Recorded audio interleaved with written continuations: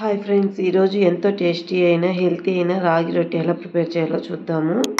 ఇక్కడ కొంచెం ఆయిల్ వేసుకున్నానండి. బాగా హీట్ ఎక్కినాక ఇందులోకి ఒక హాఫ్ స్పూన్ జీలకర్ర, 1 స్పూన్ మంచెన పప్పు వేసుకుంటున్నాను. అలాగే సన్నగా తరిగిన ఒక ఉల్లిపాయ వేసుకుంటున్నానండి.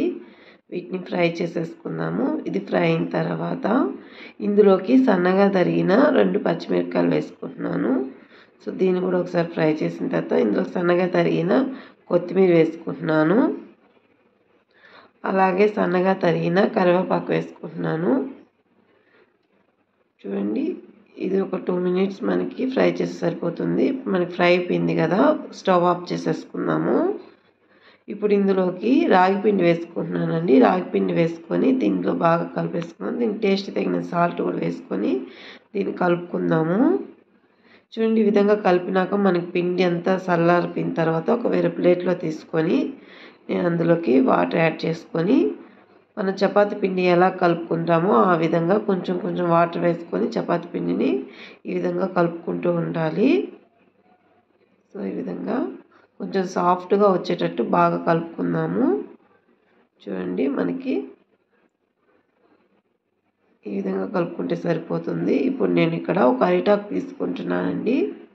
అరిటాకుకి ఆయిల్ రుద్దుకునేసి మనము కొంచెం పిండి తీసుకొని వాటర్తో తడి చేసుకుంటూ చూడండి ఈ విధంగా ప్రెస్ చేసుకుంటూ ఉంటే సరిపోతుంది. ఈ విధంగా మనకి ఇప్పుడు ఒక పెనం పెట్టుకొని పెనం హీట్ ఎక్కినాక కొంచెం ఆయిల్ వేసుకొని మనం ఆల్రెడీ చేసి పెట్టినాం కదండి. చూడండి, దీన్ని ఈ విధంగా మెల్లిగా దీని మీద వేసేసుకొని దీనిపైన కొంచెం లైట్గా ఆయిల్ వేసేసుకుందాము.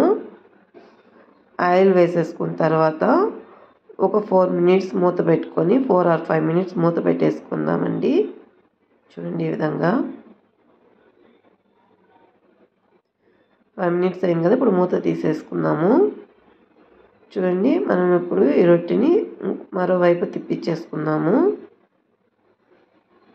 చూడండి, ఒక 2 మినిట్స్ తర్వాత ఎంతో టేస్టీ అయిన రాగి రొట్టి ప్రిపేర్ అయిపోయిందండి. దీన్ని మనము కొబ్బరి చట్నీతో టమోటా కారంతో తింటే టేస్ట్ చాలా బాగుంటుంది. Please subscribe my channel, like చేయండి, షేర్ చేయండి.